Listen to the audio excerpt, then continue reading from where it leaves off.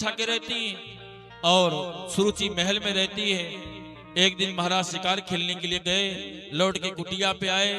मैया ने उनका जैसे पति की सेवा होती है, क्योंकि एक ही धर्म एक व्रत नेमा, काय वचन मन पति पद प्रेमा, सेवा शुश्रूषा करी।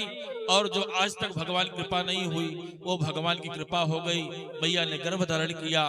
3 महीने के बाद सुरुचि भी महल में गर्भ धारण करती हैं। दोनों की संतानें हुई। एक कुटिया में एक का जन्म हुआ। ऋषियों ने नाम रखा गया ध्रुव।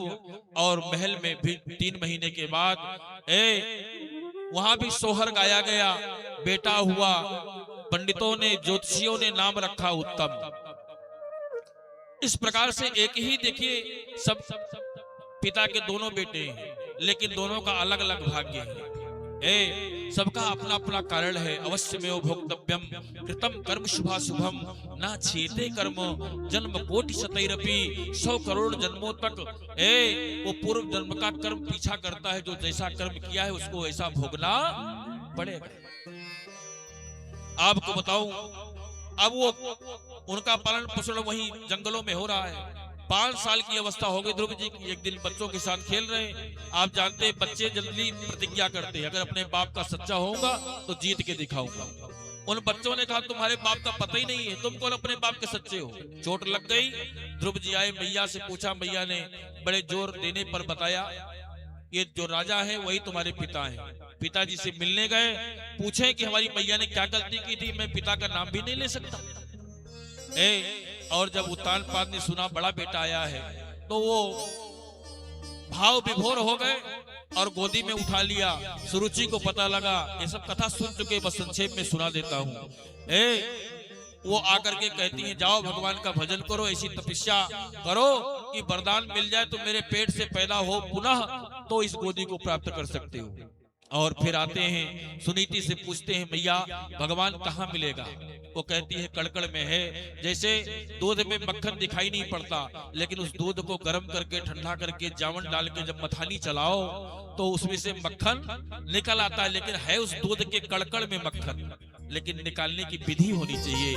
उसी तरह से परमात्मा संसार में जगह जगह व्याप्त है, कड़कड़ में व्याप्त है, बस उसे जानने वाला चाहिए।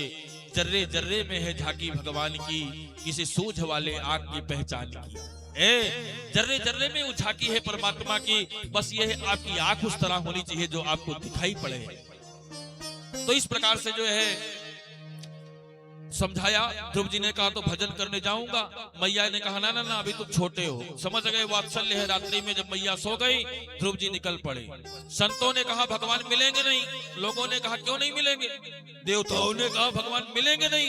कहा क्यों नहीं मिलेंगे। कहा इसने तो गुरु बनाया नहीं। जब तक गुरु मंत्र नहीं लेगा तब तक तो भगवान मिलने वाले नहीं। नारद बाबा ने कहा अगर चेला सच्चा हो तो गुरु बनाने में कोई समस्या नहीं, गुरु बनने में कोई समस्या नहीं। नारद बाबा आ गए, बच्चा आप तुम जा रहे हो जंगलों में, वहां बड़े बड़े जीव जंतु रहते खा जाएंगे, बड़े बड़े जीव जंतु रहते खा जाएंगे।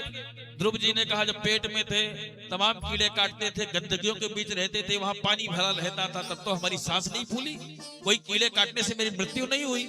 अब जिस परमात्मा ने जन्म दिया है वही लेने का अधिकारी है।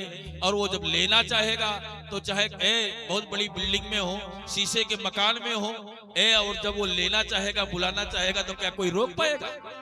और अगर उसको बचाना है तो जंगलों में भी मंगल होगा। समझ गए चेला पक्का वाला है। मंत्र दे दिया, सभी लोग बोलेंगे 12 मंत्र भागवत का। ओम नमो भगवते वासुदेवाय।